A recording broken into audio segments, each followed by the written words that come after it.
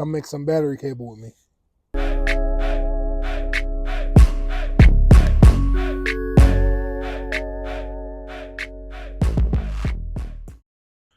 All right, this is so simple. All you need is some cable, all right, scissors, your terminal rings, a crimping tool, a silver Sharpie, depending on the color of your wire, some cable cutters, and optional heat shrink. Depends on how you want to go about it.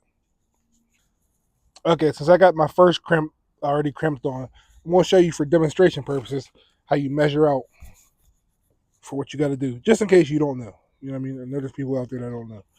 You literally just take the crimp, put it like that alongside of it, and I usually use my finger, my thumb, and mark it out. But if you're new to this, take your Sharpie and mark right at the end. That part right there, you're going to cut off. You're going to cut this part off here, and you're going to fit it inside the crimp. All right, so for this part, all you're going to do is you're going to go ahead and you take your cable cutters. You're going to go ahead and put it on that line ever so lightly. Just enough pressure, you know what I mean? And you're going to squeeze it just a little bit and rotate the cable cutters in a circle, okay? You don't want to go too hard because you'll cut through that copper, but you want to go enough that you're going to cut through that insulation. You know what I mean? Once you're through it, you kind of just pull on the end. Then it comes off. Take the end, you twist it, kind of hold it on the end, and I take my crimp, terminal ring, whatever, and as I'm going, pushing it on, I'm turning it as I go. Look at that, perfect fit. So actually, the rest of my work is in the car. We're going to go ahead and move it over to the trunk, and I'm going to show you how I get my final measurement on where I want this cable to actually land, and it's perfect on the batteries. And I like to just slap one end. I already pre-crimp an end. Slap it on there. Then I take the other end with the crimp, and I slap it on the other side where it needs to be. I like that little angle there. That's how we want it. You want to make 2 marks. This mark is your actual cut mark. Okay? You don't want to cut this one because it's going to be too short. The end of it's going to be right there. You cut this one because you're going to take the rest of this right here. All this right here is what you're going to strip off, and that's going to be bare copper coming through, and that's what goes inside this crimp here, if that makes sense. So we're going to go ahead and cut this line, trim this line, and bare copper will be out exposed right here.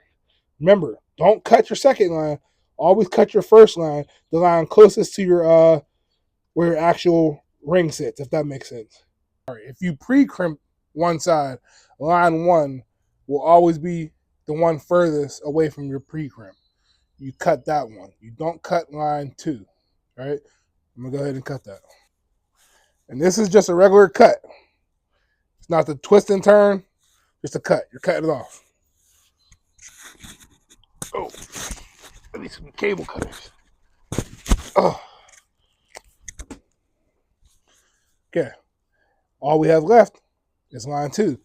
This is your twist cut here. Twist, twist, twist. Twist right through that insulation. Don't twist through the wire.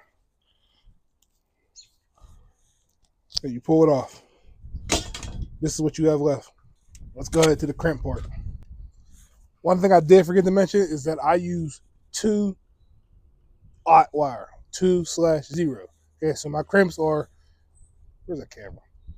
2/0 times 3/8. The 3/8 part is referring to the actual inside diameter of this terminal, what it actually sits on in the post. Little lesson: 2/0 is pronounced 2/aught. All right. As far as I've been told from doing sound systems and everything, it's pronounced 2/aught. It's not 2 gauge. 2 gauge and 2/aught are 2 different wires. If you go to the wire store, wherever you're getting your wire, and you say I need some 2 gauge wire, you're gonna get some thinner wire than 2/aught. So y'all keep that in mind. 1 gauge, there's no 1 gauge. Well, 1 gauge, the 0 gauge. 1 gauge is like 0 gauge. Okay, 1/aught.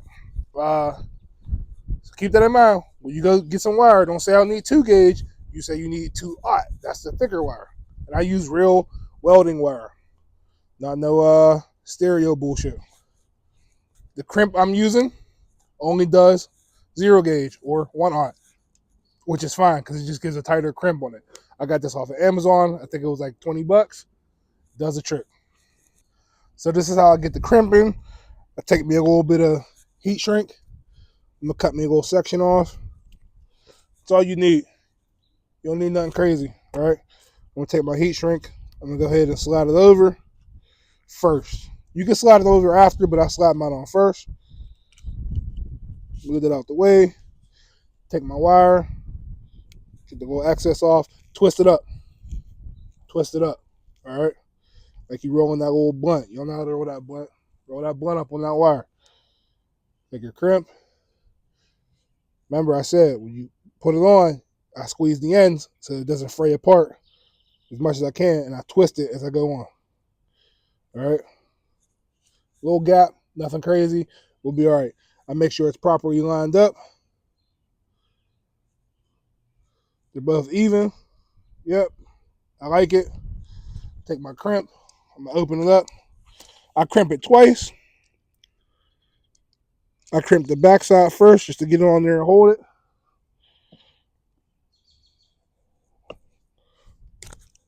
There we go. That's one crimp. See that? And I crimp like more towards the front side. Just, you know what I mean, added protection. That's all. It's in there. Open it up. Double crimp it. You know what I mean?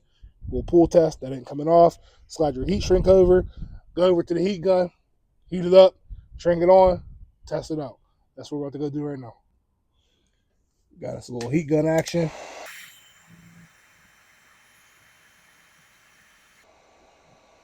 Roll it over.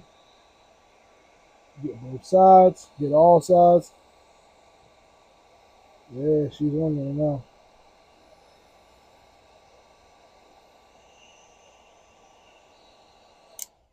So I don't know if you can see that, but you see like that little darker spot up there? What I've noticed about heat shrink is that I think it's made with some sort of like sealant or coating or something. So when you heat it up, don't heat it till it just shrinks. Heat it up a little bit after because it like exposes that coating and it like seals it up. So it makes it water resistant and all that good stuff right there. Let's go ahead and slap our cable on for a fit. This is the first time I'm seeing it, just like y'all. So we're going to find out, right? Boom. Nice curve right there. Nice curve. Perfect fit. We don't struggle to get it on. We don't struggle to get it off. Sits on there perfect. That's what we wanted.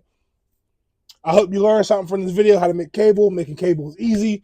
You ain't got to send, just unless you want to, you don't got to go out and have someone make a cable for you. I probably spent less than $100 on all the tools to make cable. Cable was the most expensive part.